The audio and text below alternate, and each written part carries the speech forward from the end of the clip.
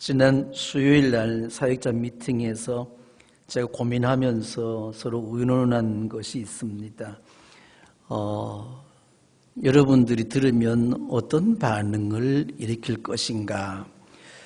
그 결론이 목사님 수위를 조금 낮추어서 그렇게 부드럽게 전해주는 게 좋겠습니다. 이렇게 말해왔는데 제가 오늘 마지막 결론은 뭐냐면 여러분들이 새겨 들으면 될 것 같고 또 이 상황을 정확하게 우리가 이해를 해야 되겠기 때문에 이 이야기를 거르지 않고 그대로 전합니다. 우리 동네 유치원 아이들 사이의 대화 내용입니다. 남의 동네가 아니고 우리 동네 유치원 아이들, 그러니까 6세, 7세 정도 되겠죠. 그죠? 많아도. 그 아이들의 대화 내용이 뭐냐면 나는 교회 다니는 애들 정말 싫다. 나는 예수 믿는 애들 정말 싫다. 바늘로 콕콕 찔러서 죽이고 싶다. 바늘로 콕콕 찔러서 죽여서 불에 구워 먹고 싶다. 이게 우리 동네 유치원 7세, 6세, 7세 아이들 사이의 대화 내용입니다. 제가 동의하잖아요. 여러분 어떻게 생각하세요? 저는 지금 말하는 순간에 막 가슴이 떨리는 거예요. 어떻게? 이것이 아이들로서는 도저히 상상할 수 없는 대화의 내용인데 어디서부터 이 이야기가 시작되었을까? 부모로부터 들은 이야기일까? 아니면 선생님으로부터 들은 이야기일까?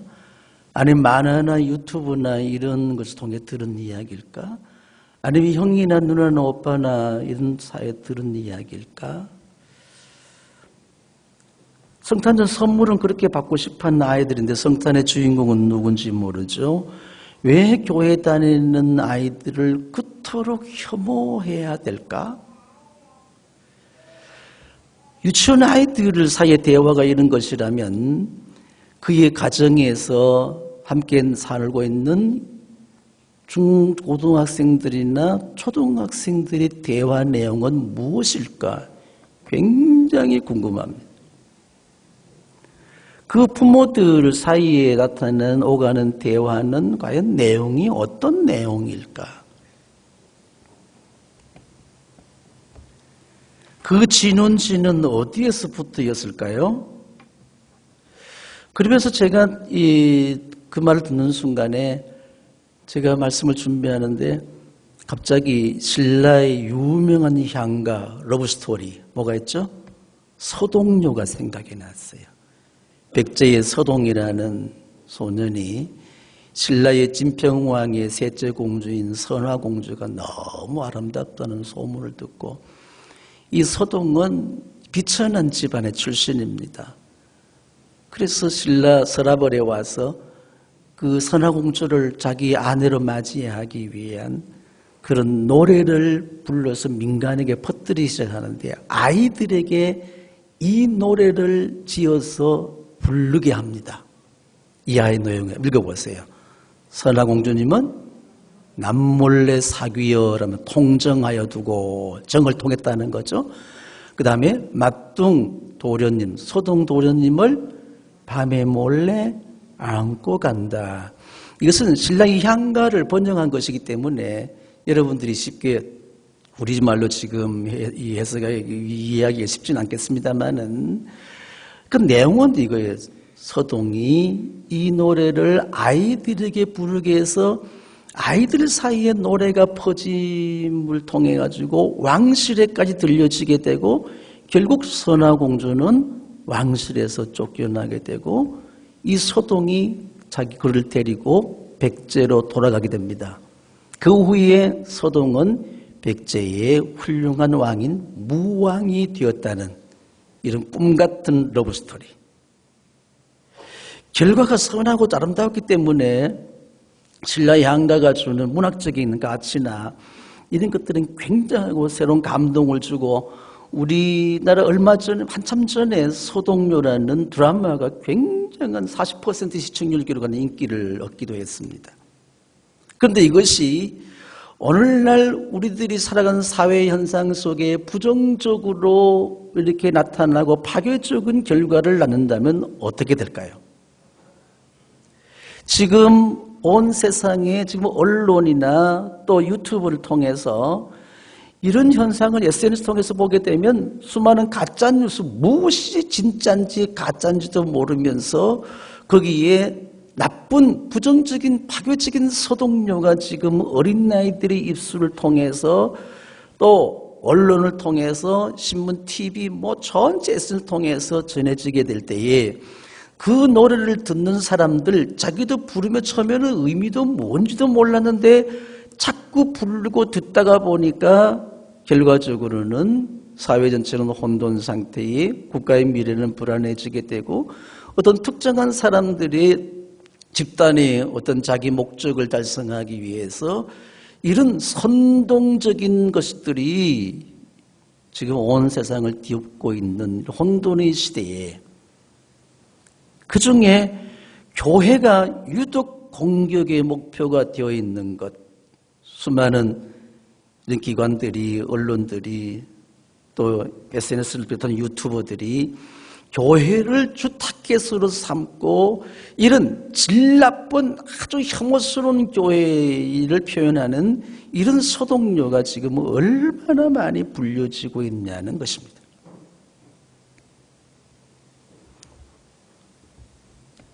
어떻게 보게 되면 이런 모든 현상들이, 사회 현상들이 결국 스스로를 파멸해 멸망시켜 가고 있는 것이 아니겠느냐. 왜 예수님을 그토록 싫어할까요? 왜 누가 그토록 싫어하게 만들고 있을까요? 누가 그런 끔찍한 노래를 지어서 부르고 있을까? 그 진원지는 어디일까? 그저께는 인도네시아 무슬림들이 기독교인 4명을 공개 처형했다는 기사가 났습니다. 지금 전 세계에서 가장 박해받는 종교가 바로 기독교입니다. 우리나라도 어쩌면 예외는 아닐 것입니다. 지금 여러분들이 지나쳐가고 있는 차별금지법, 포괄적 차별금지법이란 이것이 인권, 소수자 인권을 등장해서 굉장히 선하게 포장되어 있습니다만 그 안에 보게 되면 이제는 교회에서 예수만의 구원을 외칠 수도 없는 것입니다. 여기서 이 교회 전체 행정에 반대하는 소수가 있다면 그들을 위해서 전체가 희생당할 수밖에 없는 그런 결과를 낳을 수도 있는 것입니다. 이런 학생들에 대한 민주주의 인권 교육이라는 이런 것들, 이런 차별금지법을 비롯해서 이것이 통과된다면 교회는 더 이상 예수의 복음을 전할 수 있는 그런 자유를 다 잃어버리고 마는 것입니다. 진리를 진리라고 말할 수 없는 그런, 이건 전 세계의 법학자들이나 사회 지도자들이 공통적으로 하는 얘기도 불구하고 우리나라 얘기 안 합니다. 이제 좌파 이데올로기를 주장하는 사람들이 그런 생각들이 전 세계 유엔으로부터 전 세계 곳곳에 깊은 뿌리를 내리고 있는 것입니다. 그래서 우리도 덩달아서 준비도 안 된 상태 가운데 이것을 툭 던져버리게 되면 결국 그 숨은 의도, 그 표시되지 않는 그 내용, 지금 여러분 교회 폐쇄법이라고 들어보셨나요 혹시? 교회 폐쇄법이 뭐냐? 이것은 전 감염 예방법이에요. 감염 예방법에 어디에도 교회를 폐쇄한다는 말, 교회 교자도 들어가지 않습니다.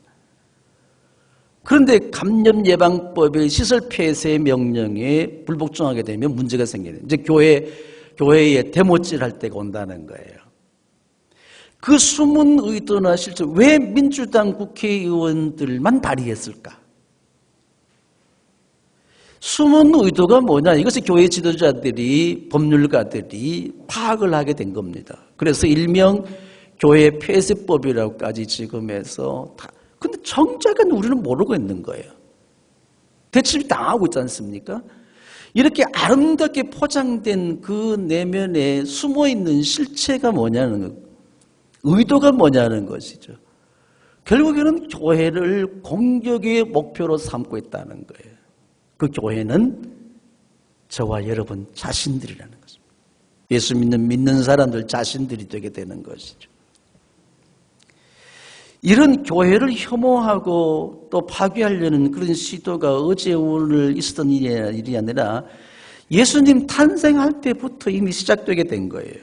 교회가 시작되기도 전에 교회라는 씨앗을 싹을 밟아버리려고 그런 이 바리새인들을 비롯한 유대의 장로들과 대제사장들 또 헤롯 당원들 사두개팔 것 없이 더 이상 예수의 혼돈이 자기들이 기득권을 지키겠다는 그러한 것을 뒤에 숨겨두고 더 이상 혼돈스러운 세상 하나님의 율법을 파괴하고 하나님을 모독하는 이들은 용서할 수 없다고 해가지고 예수님을 더 이상 혼란을 키우지 않겠다는 그런 발상으로 죽여야 되겠다는 이런 모의가 끊임없이 계속되고 있었던 것입니다. 그런데 중요한 것은 하나님은 이런 모든 것을 기회로 삼으셨다는 것입니다. 하나님은 당신의 독생하신 아들을 이 세상에 보냈습니다마는 그 아들을 죽음으로까지 내몰으셔서 그 죽으심을 통해서 세상이 승리했다고 환호할 그때에 결국 사흘 만에 부활하심으로 해서 하나님의 뜻을 완전히 성취하시게 된 겁니다.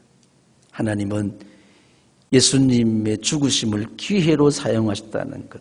그 하나님께서는 그의 몸된 교회를 결코 포기하지 아니하실 것입니다. 자기를 죽이는 자들마저도 구원해내기 위한 하나님의 특별한 계획이 계셨기 때문에 그렇습니다. 여러분 베들레헴 사건도 한번 생각해 보세요. 예수님이 어디 태어나셨죠? 유대 땅 베들레헴에서 탄생하시게 된 겁니다. 그때 동방에서부터 온 박사들, 현자들로부터 왕의 별을 찾아서 왔는데 베들레헴의 그 별이 지금 마지막으로 사라졌다는 거죠. 이 소식을 들은 헤롯 왕은 자기의 왕권을 지키기 위해서 3세 이하의 영유아들을 유대 땅에 난 3세 이하의 영유아들을 다 죽이라고 명령을 하게 되는 것입니다. 어떻게 그 아이가 무슨 죄가 자기의 어떤 기득권, 자기 왕권을 지키기 위해서 3살 이하의 영유아를 살해하라는 이런 그 명령을 듣고 실제로 행했던 병사들, 그들은 과연 인간이었을까? 어떻게 그럴 수 있겠어요? 그 어린 나이에 죽음의 피가 온 집안을 적셨고 그 아기를 빼앗긴 죽임당한 부모들의 통곡 소리가 예루살렘을 비롯해서 가득가득했을 때에 사람들은 어떤 생각을 하고 있을까요? 베들레헴 사건을 통해서 유대의 지도자들 중에 어느 누구도 대제사장도 장로들도 서기관들도 바리새인들도 사두개인들도 헤롯 당원들도 로마 정부도 어느 누구도 성경의 기록보다 한마디 언급하지 않았습니다. 이런 명확하고 무지막지한 폭력 앞에 어느 누구도 한마디 했다는 기록이 없어요. 기록 보셨습니까? 어느 누구도 자기 자식이 죽어가는데도 어떻게 이것이 가능할까? 저는 여행을 하다가 캄보디아에 갔었는데 킬링필드의 현장, 그 캄보디아의 공산당들이 어떻게 양민을 학살했는가? 그들의 죽음, 이 유골 중에 해골, 뼈를 모아놓은 그 탑이 있습니다. 그 마당에 거기 가게 되면 지금도 그 여행자들을 위해서 준비했는지 모르겠습니다만 뼈가 이렇게 썩지 않는 뼈들은 정강이 뼈 이런 것 같은 거 있잖아요. 어른의 뼈가 아니라 어린 나이의 뼈들도 있었어요. 그것이 그때 노출되어 있는 모습을 뭐 어떻게 했는지 모르겠습니다만, 그리고 거기에 나무 한 그루가 서 있었습니다. 그 현지 안내인이 하는 말이 이 크멜 루즈 공산당들이 얼마나 지독하게, 얼마나 인간이 아닌 행동을 했는가 하면 아이들을 죽이는데 그냥 죽이는 것이 아니고 깨구리 뒷다리 잡듯이 잡아가지고 그 나무에 택이 쳐서 죽였다는 거예요. 상상할 수 있습니까? 인간이 어떻게 이렇게까지 잔인할 수 있을까? 어떻게 이 캄보디아, 이 khmer로 지내는 공산당이 이런 일을 다, 우리도 마찬가지고, 우리도 뭐 그렇잖아. 예수 믿는다고 죽창으로 찔러 죽이고 했잖아요. 형제가 형제를, 마을 사람들이 자기 동네 사람들을 그렇게 죽였지 않습니까? 이런 인간의 잔인성이 어떻게 나타날 수 있겠는가?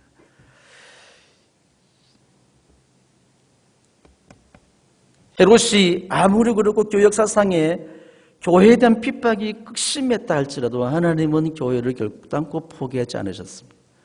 로마 시대에는 사도들이 다 죽임을 당하고 순교의 피를 흘려왔고, 믿음의 사람들이 지하 감옥, 지하의 어떤 그 무덤, 카타콤이라는 그 지하 무덤 속에 들어가서 예배를 드렸습니다. 터키를 여행하신 분들은 괴레메라는 지하 도시가 있어요. 그 지하 도시에서 400년 동안 믿음을 지키기 위해서 생활했던 사람들이 있습니다. 하나님은 그렇게 교회를 지켜주셨고, 세상을 구원하실 예수, 그분이 그리스도로 이 땅에 보내셨을 때에 이 세상의 구원을 가장 싫어하고 거절했던 사단의 세력들은 이렇게 인간의 잔인한 그 마음을 총동원해서 파괴시키려고 했지만은 전능하신 하나님은 교회를 지켜보고 전해주셨다는 것이에요. 오늘도 그 교회를 지켜줄 줄로 믿습니다. 그러니까 예수님에 대한 공격은, 교회에 대한 공격은 어제 오늘이 아니라 예수님이 탄생하는 그 시점부터 이미 계속되어 왔다는 거예요. 이런 시대적인 상황 속에서 교회를 향하신 하나님의 뜻이 무엇일까? 이것을 우리 스스로 자기를 성찰하고 분별을 할 수 있는 기회로 삼아야 되는 거예요. 모든 것이 남의 탓이고 환경 탓이고 사회 분위기 탓이 아니라 가장 큰 문제는 나 자신입니다. 주님 옆에 나와서 겸손에 무릎 꿇고 죄와 뒷걸음 뒤집어 쓰지 않더라도 자기의 가슴을 찢으며 회개하며 기도하며 모든 것은 다 자네 말씀대로 살아나지 못한 저 자신의 문제였습니다. 그리고 이웃을 사랑하고 형제를 사랑함으로 진실로 그들을 위해서 기도와 간구로 이 땅과 백성들에게 하나님의 은총이 긍휼이 덧입혀질 수 있도록, 그래서 모든 상황이, 이런 모든 악이, 사단의 전략이 더 이상 통하지 않는 그런 나라 될 수 있도록 최고 지도자인 대통령으로부터 청와대로부터 모든 지도자들이 하나님을 경외할 수 있는 그런 마음이 생길 수 있도록 간절한 마음으로 중보하며 기도할 수 있는 그런 자신을 돌아보고 교회를 다시 거듭남의 기회로 삼아야 됩니다. 그런데 정작의 교회들은 지금 기도하지 않습니다. 어둠 속에 다 묻혀버리고 말았습니다. 자기 앞에 죽음의 그림이 닥쳐와도 아무도 저항할 건 없이 현실에 순응하며 그렇게 죽음을 맞이할 수밖에 없는 이런 처지 속에서 무엇이 옳고 그른지, 이런 혼돈된 세상에 가장 중요한 이슈는 뭐냐면 교회와 예수와 복음을 혐오하는 세력들이 어린 유치원에서부터 노래로 소동료로 불러지고 있다는 사실. 뭘 의미하고 있냐는 것이죠. 지금은 기회입니다. 저와 여러분 속에 있는 예수님을 깨어내야 할 기회예요. 복음을 나타내야 할 기회입니다. 어두울수록 작은 불빛도 더 크게 빛나게 밝게 비춰지게 되는 것입니다. 여러분을 통해서 그 빛이 나타남으로 주변의 모든 환경까지 밝힐 수 있는 빛들로 나타나시기를 예수님 이름으로 축원합니다. 지금은 절망의 순간이 아니라 우리는 절대 희망없이 예수님을 만날 수 있는 희망의 기회예요. 이제 정말 여러분 앞에 안에 계시는 그 예수님, 그분을 이번 성탄절에 꺼내어서 세상에 보여주는 것, 나타내는 것입니다. 고요한 밤, 거룩한 밤, 다 알잖아요. 칠흑 같은 어둠에 묻힌 밤. 이 어둠 속에 주님의 빛을 나타낼 수 있는, 비록 작은 꺼져갈 수밖에 없는 불빛이지만은 그 빛을 비춰줌으로 해서 어둠 갖는 사람들에게 희망의 빛을 나타낼 수 있는 것. 이것이 성탄의 의미가 아니겠느냐, 이런 생각을 하게 되는 것이죠. 눈물과 회개의 기도로 영혼 구원에 대한 열정으로 다시 한번 거듭날 수 있는 그런 기회가 아니겠느냐. 저와 여러분이 이 시간 깨어날 기회라. 우리 안에 숨겨져 있는 빛을, 예수의 복음의 빛을 세상에 나타낼 수 있는 그런 절호의 찬스라는 것입니다. 예수님 편에 선 자는 아무도 없었죠. 여러분, 십자가 사건 앞에서 그들이 유대의 대제사장들, 장로들, 서기관들, 바리새인들, 그들과 율법의 해석을 달리하고 있던 현실적인 사두개파 사람들, 헤롯 당원들, 로마 정부의 친정부 사람들, 친유대 민족주의라 할 수 있는 그런 세롯 당원, 셀롯 당원들, 어느 누구도 예수님 편에 선 자는 아무도 없었습니다. 그토록 예수님으로부터 은혜를 받고 병 고침을 받고 귀신이 떠나가게 되고 굶주린 배를 해결했던 수많은 환호했던 무리들, 호산나 다윗의 자손이여 찬송했던 그들은 다 어디로 가버리고 말았을까? 왜 그들은 뿔뿔이 흩어질 수밖에 없었을까요? 주 사도들마저도 부인하거나 배신하며 주님을 떠나갈 수밖에 없었던 그 이유는 뭘까? 제가 용감과 비겁 사이에 설교를 남겼습니다마는 여러분들은 정말 용기를 가지고 주님 앞에 나설 수 있겠습니까? 예수님께서 가야바 법정에서 불법 재판을 받으셨습니다. 그들이 식민지의 백성들은 자기들이 어떤 자치적인 것은 용납받을 수 있습니다만 사람을 죽일 사형의 권리는 얻었습니다. 그래서 로마 정부의 권력을 빌려서 예수를 죽이려고 합법적으로 계획하게 된 겁니다. 빌라도 총독에게 재판이 이제 이첩되게 된 것이죠. 이 또한 불법 재판이죠. 지도자들의 선동에 일반 시민들은 분노하기 시작했고 거짓 증인들을 등장시켜서 그들이 짜놓은 프레임 속에 예수님을 가두어 버리고 마는 것이죠. 그러니까 예수님의 주변에는 예수님 편들 사람은 아무도 없었어. 어쩌면 머지않은 시대에 주님 편에 설 수 있는 자가 과연 교회에 남아있을까? 예수와 복음을 위해서 생명을 내걸 수 있는 진정한 용기 있는 사람들이 있을까? 저도 자신 없어요. 저는 당장이라도 자신 없어요. 로마 정부에 청구된 재판의 내용, 기소 내용, 공소 사실이죠. 요즘 말로 하면. 그것이 뭐냐면 유대인의 왕이라는 것입니다. 식민지를 가지고 있는 중앙정부는 로마 황제나 로마 중앙정부에 반대하는 사람들, 반역자들은 결단코 용납하지 않습니다. 그들은 완전히 쓸어버리고 마는 것이죠. 그런데 예수님이 유대인의 왕이라는 것, 빌라도가 처음 신문한 내용이 뭐냐면 당신이 유대인의 왕이요라고 합니다. 여러분 27장 읽은 11절부터 26절까지 본문을 쭉 펴놓으시고 보시면 이해하기 쉬울 것입니다. 주님께서는 그 말에 답변하지 아니하시고 이미 대제사장들과 장로들로부터 들은 고발한 내용이니까 당신이 그렇게 말하고 있지 않습니까? 이 말만 하시게 된 거예요. 사람들이 저렇게 여러 가지로 당신에게 불리한 증언을 하는데 들리지 않소. 지금 재판정 안팎에서는 분노한 군중들이 그들이 만든 아주 악질적인 서동요에 감동된 분노한 군중들이 예수를 죽이라고 아우성을 치고 있습니다. 선동이라는 것이 얼마나 무서운지 몰라요.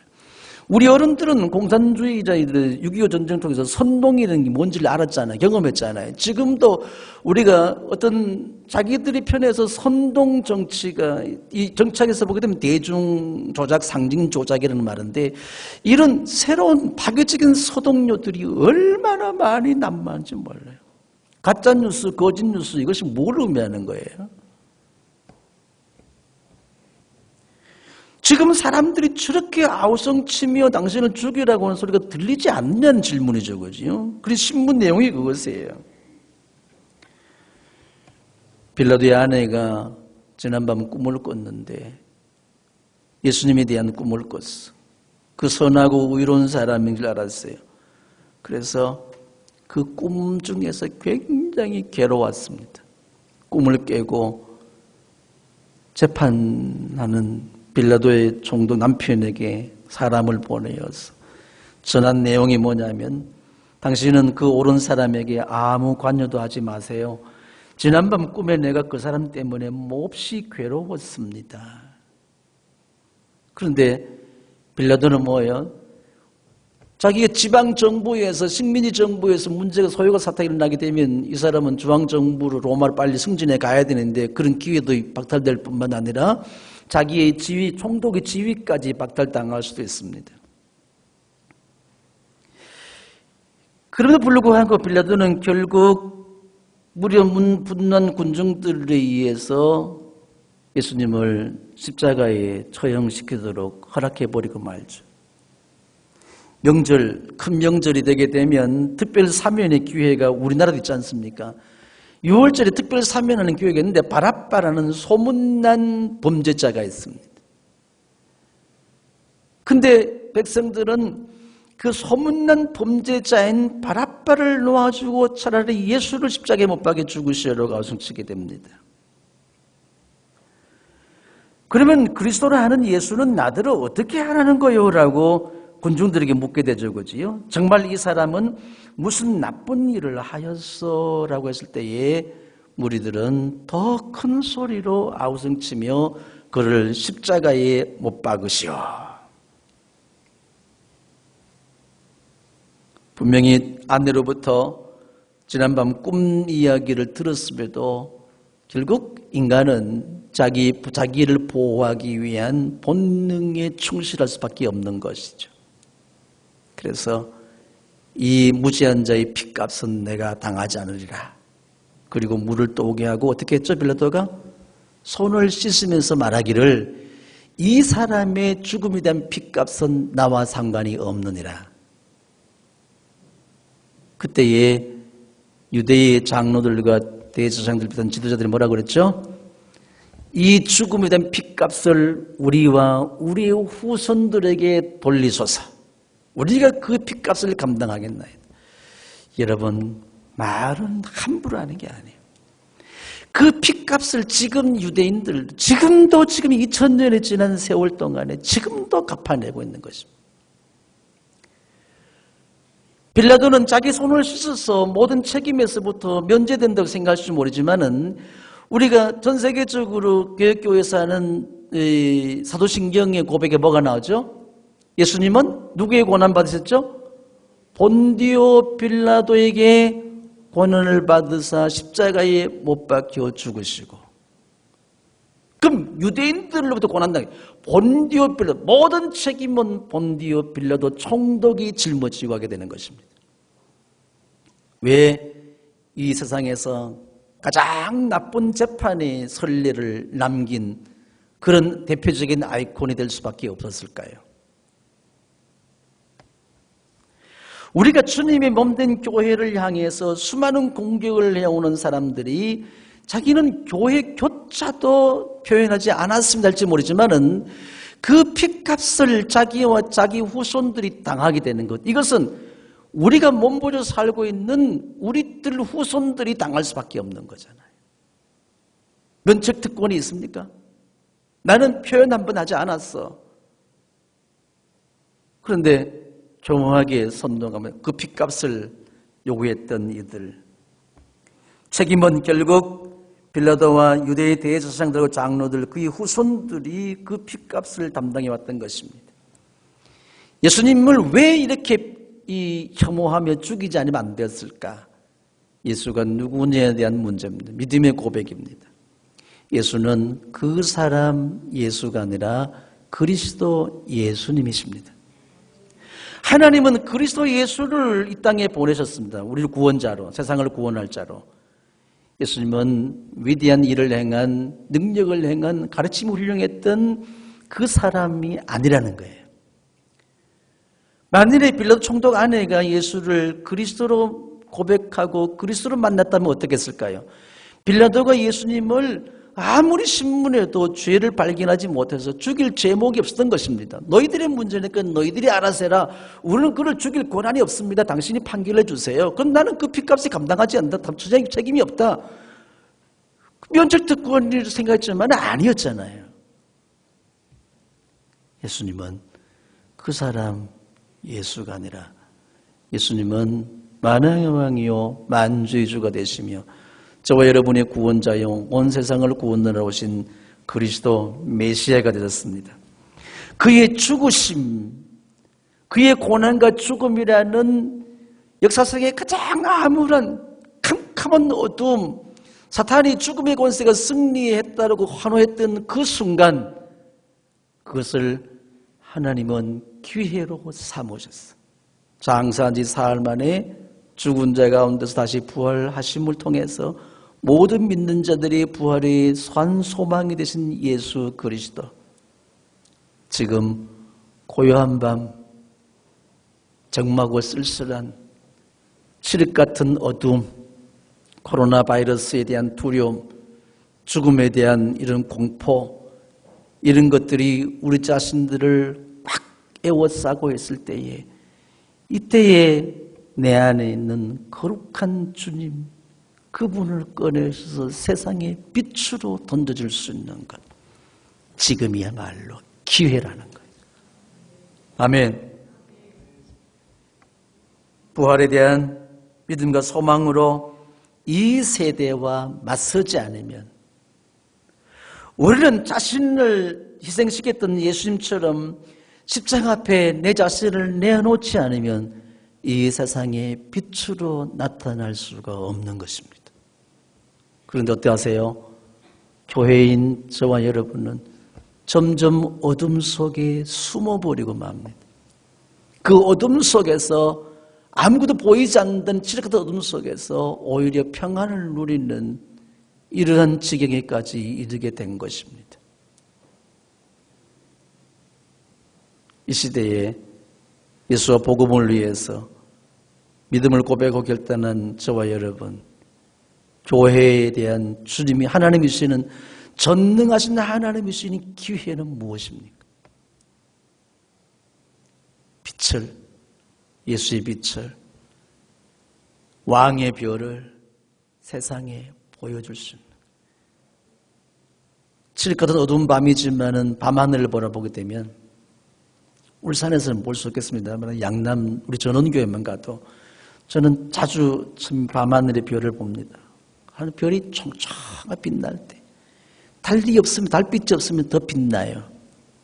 이런 저녁부터 새벽에 또 더 빛나고, 구름이 거친, 요즘 같은 구름이 거쳐지는 이런 아름다운 날에는요, 별이 얼마나 총총한지 몰라. 우리 한 사람 한 사람이 여러분이 힘든 삶의 환경 속에서, 비록 어둠이 엄습해오고 죽음의 두려움의 그림자가, 질병이라는 고통이라는 경제적인 이런 힘든 상황이 어둠으로 내리덮친다 하더라도 그 속에서 스스로 빛을 발할 수 있는, 내가 발할 수 있는 것이 아니라 내 안에 계신 예수님을 꺼내어서 그 작은 빛들을 나타나는 캄캄한 칠흑한 어둠의 밤하늘에 빛나는 별처럼 우리가 내 주변을 비출 수만 있다면, 여러분이 만나는 사람마다 어둠에서부터 해방될 줄로 믿습니다. 거기에 전능하신 하나님의 긍휼하심이 임하게 되면 이 땅에는 새로운 희망이 있습니다. 이번 성탄절을 어떻게 지내시기를 원하십니까? 가슴에 손을 모아 보십시오.